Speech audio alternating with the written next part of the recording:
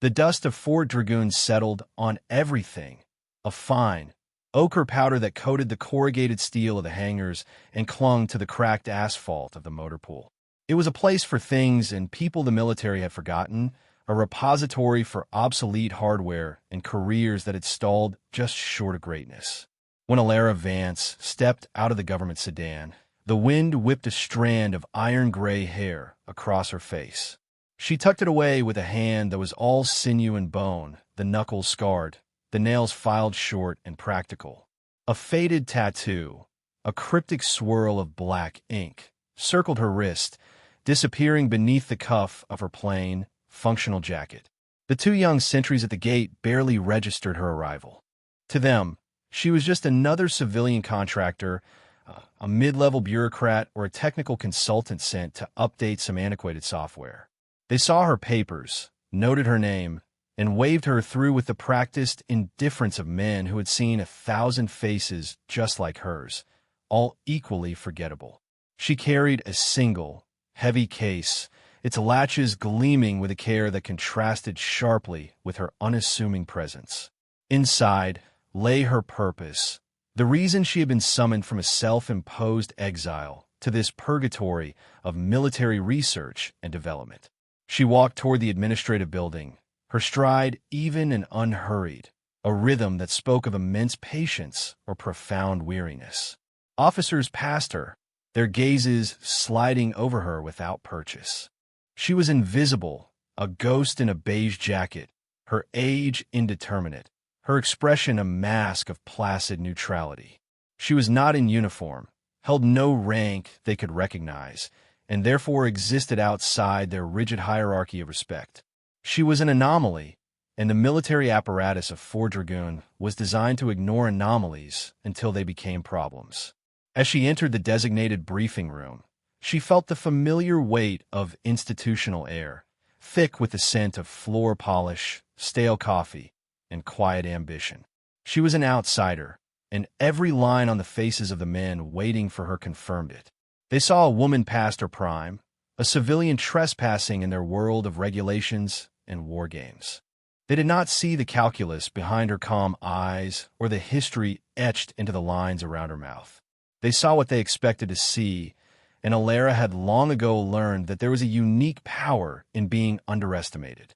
She set her case down on the polished table, the sound a soft, definitive click in the silent room. General Madsen was a man carved from granite and impatience. He had built his career on the simple, brutal arithmetic of overwhelming force. To him, nuance was a form of weakness, and innovation was a distraction from the proven principles of shock and awe. When Alara Vance opened her case, he leaned back in his chair, his arms crossed over a chest broad with self-importance. Inside the foam-lined interior lay not a weapon of intimidating lethality, but a collection of smooth, egg-shaped objects, modular components, and what looked like colored dials. They were grenades, but not like any he had seen before. They seemed more like puzzles than munitions. This, Alara said, her voice low and even, devoid of any salesmanship, is the Strix 7 system. She pointed to the core unit. It's a non-lethal, variable effect device. The casing is gyroscopically stabilized for a predictable trajectory. The core charge can be adjusted for concussive force, light intensity, or sonic frequency. You twist the dial to set the timer from 1 to 7 seconds. It's designed for precision, not saturation. Madsen stared at the objects, then at her. A slow, condescending smile spread across his face. He picked up one of the smooth, gray shells. It felt light, almost delicate in his large hand. A tinker toy, he chuckled, the sound booming in the sterile room. He looked at his aide, a young captain whose face was a carefully blank canvas. "Captain, is this what the budget is being spent on? Customizable flashbangs?" He turned his dismissive gaze back to Alara. "Ma'am, with all due respect, our Marines are not chefs picking spices for a recipe. They need simple, effective tools. Point, pull, pin, throw, boom. That's it. This requires a seminar." He dropped the grenade back into the case with a clatter. The sound was a final, insulting punctuation mark. We appreciate you coming all the way out here, Ms. Vance. We'll find you a corner in one of the old hangars. You can tinker, but don't expect us to waste our operator's time on this." He stood, the universal signal for a concluded meeting.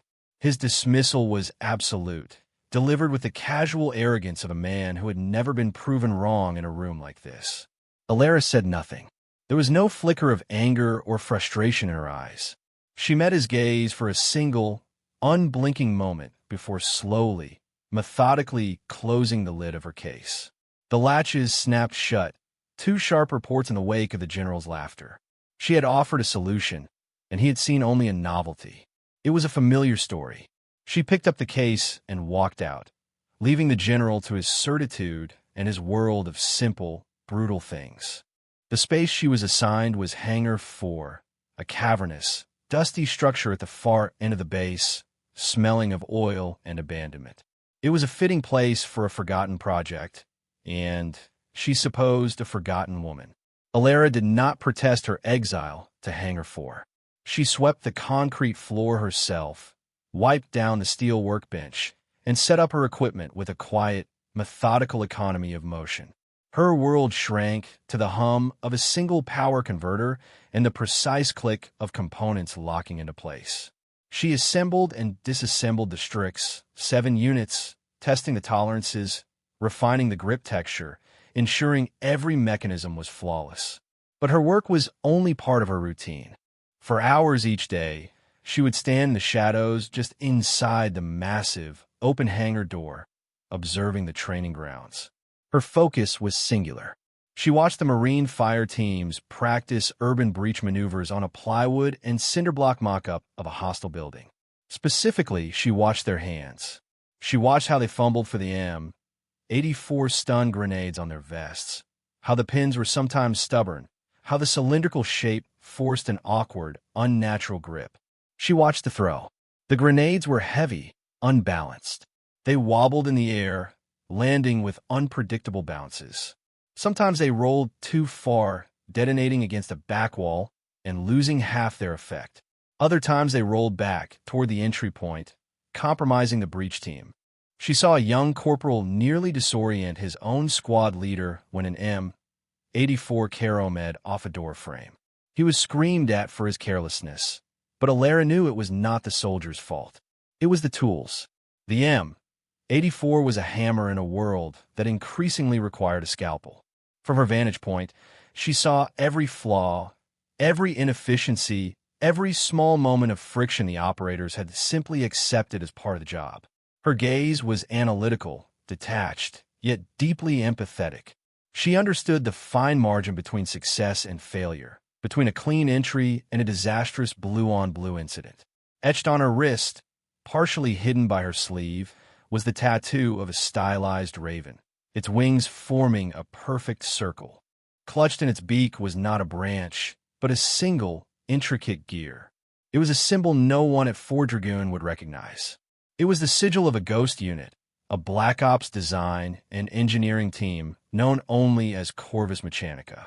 They didn't just build weapons. They built solutions to problems most of the military didn't even know it had. Alara had been their master artisan. The one they called Avis. She knew the physics of a thrown object, the neurology of disorientation, the psychology of a soldier under pressure. Each flawed M84 throw she witnessed was not an indictment of the Marines, but a confirmation of her own design philosophy. The Strix 7 wasn't a toy. It was an answer. The call came down from High Command. A joint special operations team, one of the Tier 1 units from the coast, was coming to Fort Dragoon. The official purpose was to evaluate new urban combat doctrines in a controlled environment. The unofficial purpose was to remind backwater bases like this one what true excellence looked like. General Madsen, for all his bluster, felt the pressure instantly. His base, his men, were about to be judged. He ordered his best fire team to run drills on the breach course, pushing them harder and harder. He wanted them to be flawless when the SOF operators arrived. The pressure began to build, a low hum of anxiety that permeated the entire post. The drills started well, but as fatigue set in, the small flaws in their equipment and tactics became glaring liabilities. It happened on the third run of the day. The scenario was a complex hostage rescue in a two-story structure.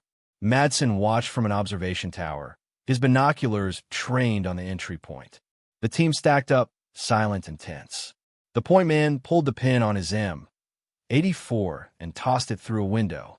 Instead of landing in the center of the room, the grenade hit the simulated window frame at a bad angle. It bounced erratically, rolling to a stop directly beside a mannequin marked with a bright orange tape of a hostage. The detonation was deafening. A cloud of smoke and dust billowed out. When the simulation was paused and the controllers went in, the verdict was clear. The concussive blast would have severely injured, if not killed, the hostage. The breach team was graded as a catastrophic failure. Madsen's face was a mask of thunderous rage.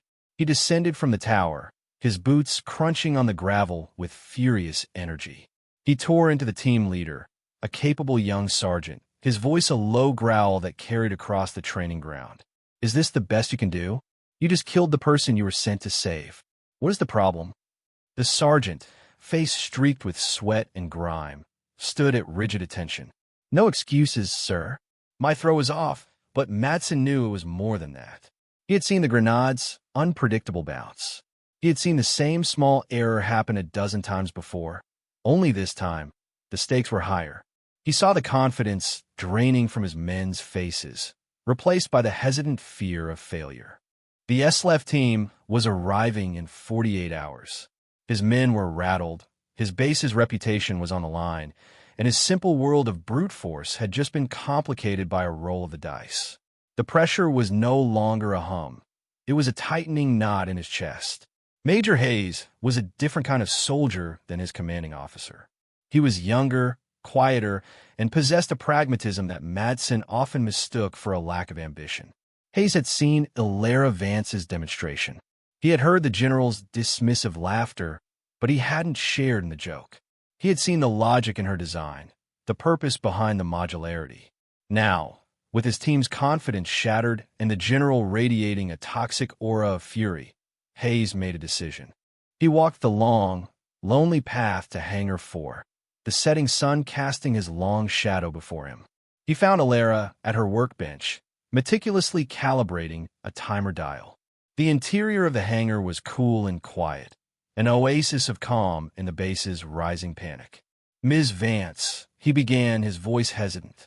Ilera turned slowly, her expression unreadable. She did not seem surprised to see him. "My team is struggling," Hayes said, foregoing pleasantries. "The M84s. They're inconsistent. The men are in their own heads now, second-guessing every throw." He paused, feeling a flush of desperation. "The general would have my hide if he knew I was here, but what you showed us, the Strix 7, would make a difference." Ilera looked at him, her gaze analytical, weighing his sincerity. She did not offer a sales pitch or a guarantee. She simply turned back to her workbench, picked up a complete Strix 7 unit, and held out to him. It was heavier than the prototype Madsen had handled, perfectly balanced, the polymer shell textured for a secure grip. Then she picked up another and another, until she had a set of 6. She placed them in a small canvas satchel. Her only instruction was a single, quiet sentence. "The timer is set by the dial. The gyroscope engages after the first full rotation in the air. It will land where you want it to land." There was no bravado, no flourish. It was a statement of fact. Hayes took the satchel, the weight of it both a burden of insubordination and a sliver of hope. He brought the grenades to his demoralized team, explaining not who made them, but what they did. They handled the devices with a mixture of suspicion and curiosity. The balance was immediately noticeable. The twist dial timer was intuitive, its clicks satisfyingly precise. They ran the drill again, without Madsen watching this time. The point man, the same sergeant who had been berated, took a steadying breath. He set the timer to 3 seconds, gripped the Strix 7, and threw it through the window. It did not wobble.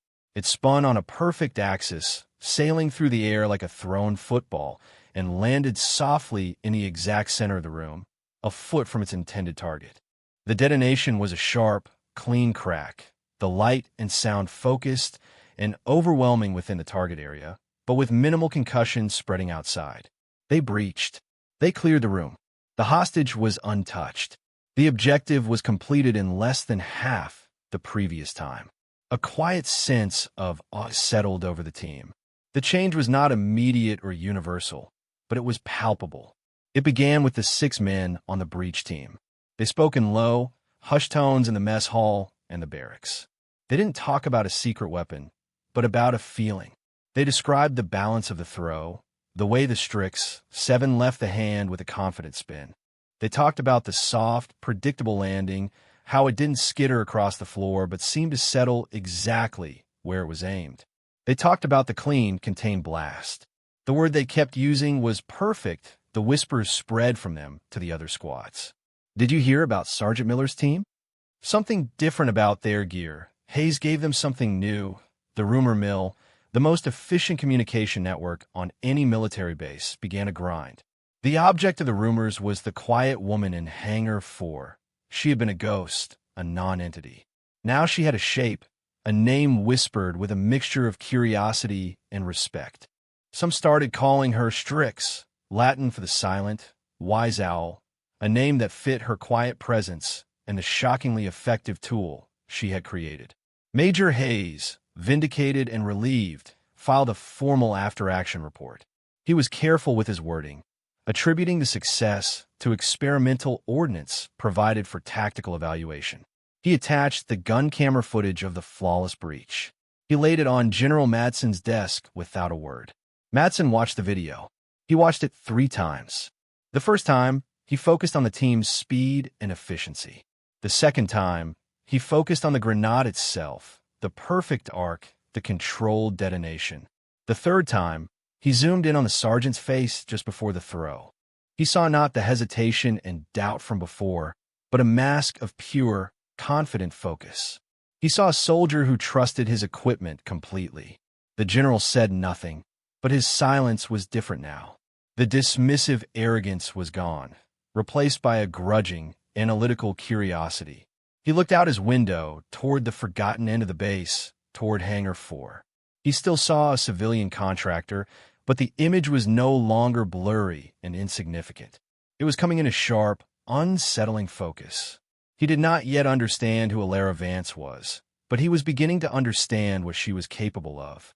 The perception of her had begun its slow, inexorable shift from nuisance to asset. The black Suburbans arrived like sleek, predatory animals, gliding to a silent stop in front of the base headquarters.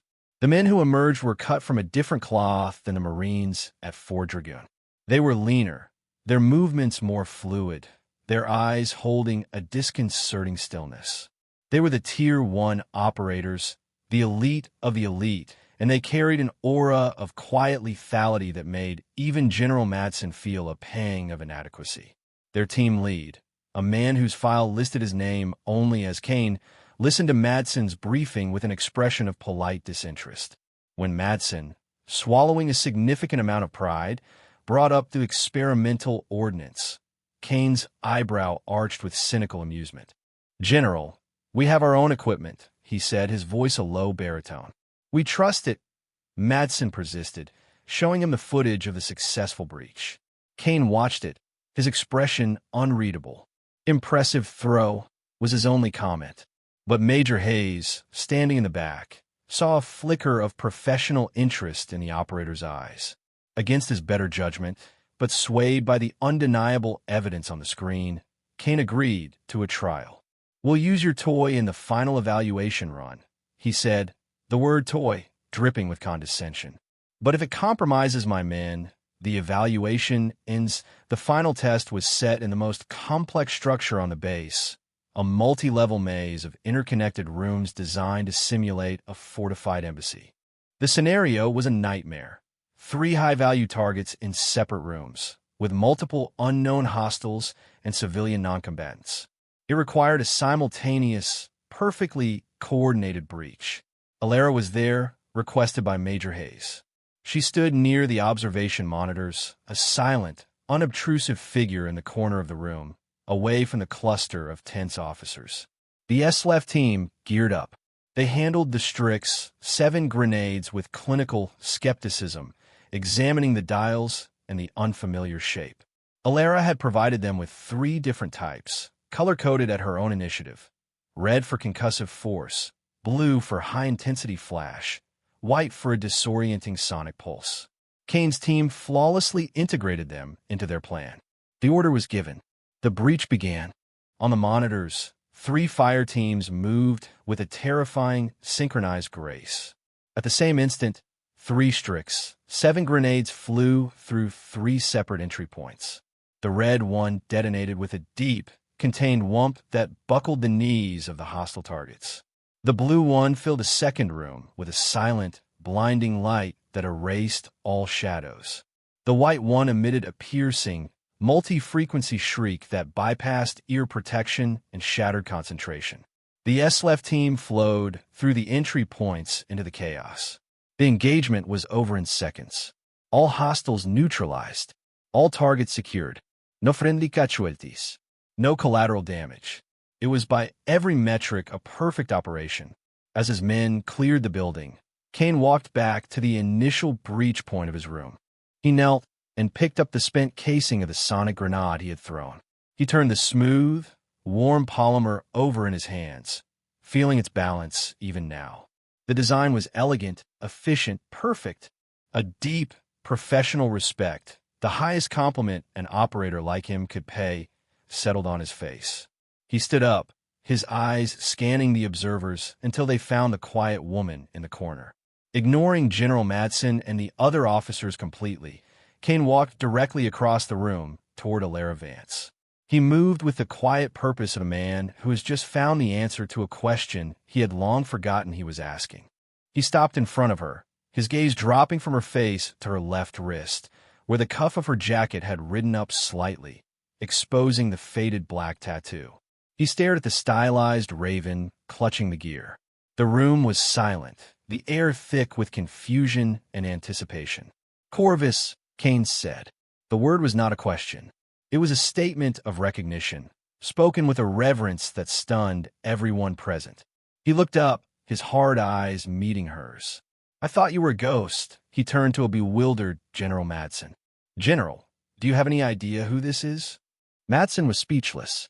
Kane continued, his voice low but carrying the weight of absolute authority. "This is Alara Vance. They used to call her Avis. She was the lead designer for Corvus Mechanica." The name hung in the air, a piece of classified lore spoken aloud. Corvus Mechanica was a legend, a ghost unit within the special operations community, an R&D cell that produced miraculous, life-saving technology and then vanished back into the shadows. She's responsible for the Pathfinder optics system, the Aegis comm scrambler, the quiet core rotors on the little birds. Kane listed them off like a prayer. Equipment that has saved my life and the lives of my men more times than I can count. He turned back to Alara, his expression softening almost imperceptibly. "We heard you went dark after the Zankara incident. Everyone thought you were out for good. Dead. Maybe the Zankara incident." The name was a phantom limb for Alara, a dull ache that never truly went away. A friendly fire accident caused by a standard-issue grenade that had rolled unpredictably in a tight hallway. A young operator, a boy she had mentored, lost. That was why she had disappeared. That was why she had spent years in self-imposed exile, pouring all her pain and genius into one perfect object. The Strix 7 wasn't just another project. It was an atonement. It was designed with a single purpose: to ensure that what happened in Zankara would never happen again. The entire room was now staring at Alara, seeing her for the first time. Not as a forgotten contractor, but as a living legend, the silent architect behind their most trusted tools. The general's face was a mixture of shock, awe, and deep, humbling shame. The next morning, the air at Fort Dragoon felt different. The news had spread through the command structure with the speed of a priority directive. The quiet woman in Hangar 4 was not just a contractor. She was royalty from the hidden kingdom of Black Ops innovation. General Madsen walked from his headquarters to the hangar alone. The customary arrogance in his stride was gone. replaced by a slow, deliberate humility. He found Alara not celebrating or resting, but cleaning her workbench, wiping away any trace of dust with a soft cloth.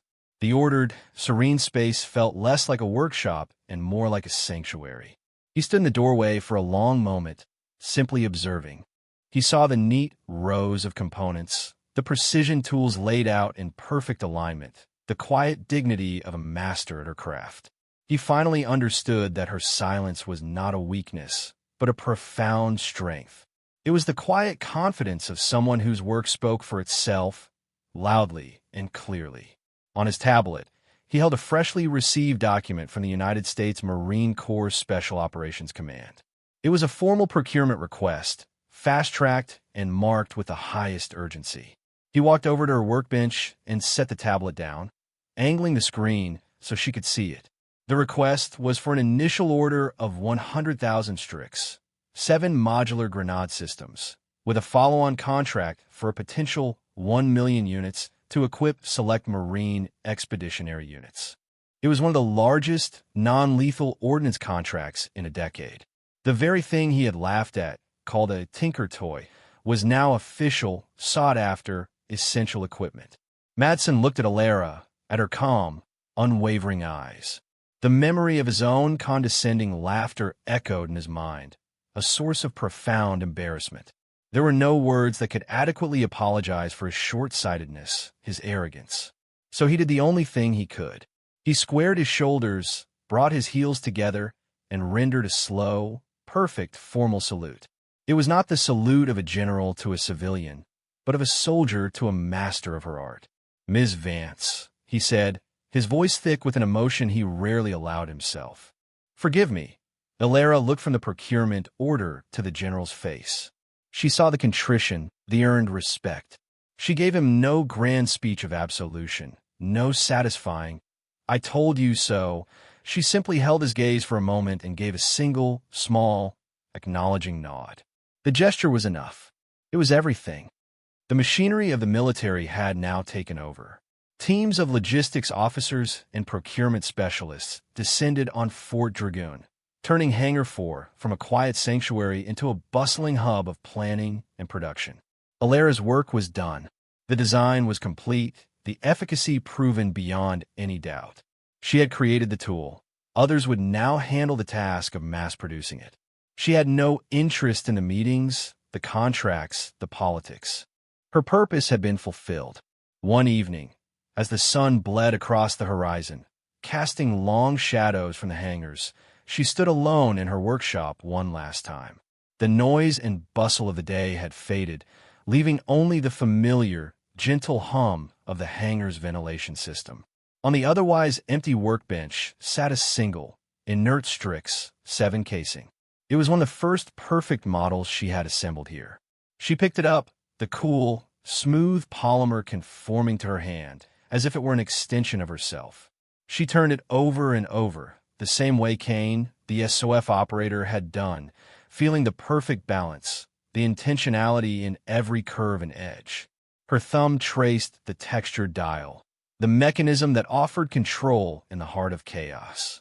As she held it, the faint, black lines of the raven tattoo on her wrist seemed to merge with the device's form. The raven with the gear in its beak, the symbol of Corvus Mechanica, a promise of intelligent design in the service of those in harm's way. The Strix 7 was the ultimate expression of that promise. She had not raised her voice, had not fought for recognition. She had simply built a better answer. Her strength was not in words, but in the silent, undeniable competence embedded in the object she now held. She placed the grenade back on the bench, leaving it there as a quiet monument to her time at this forgotten outpost. With nothing more to do, she walked out of the hangar and into the twilight, her shadow stretching long behind her before disappearing into the dusk. The Strix 7 remained on the bench, a silent testament to a woman who had changed the odds not with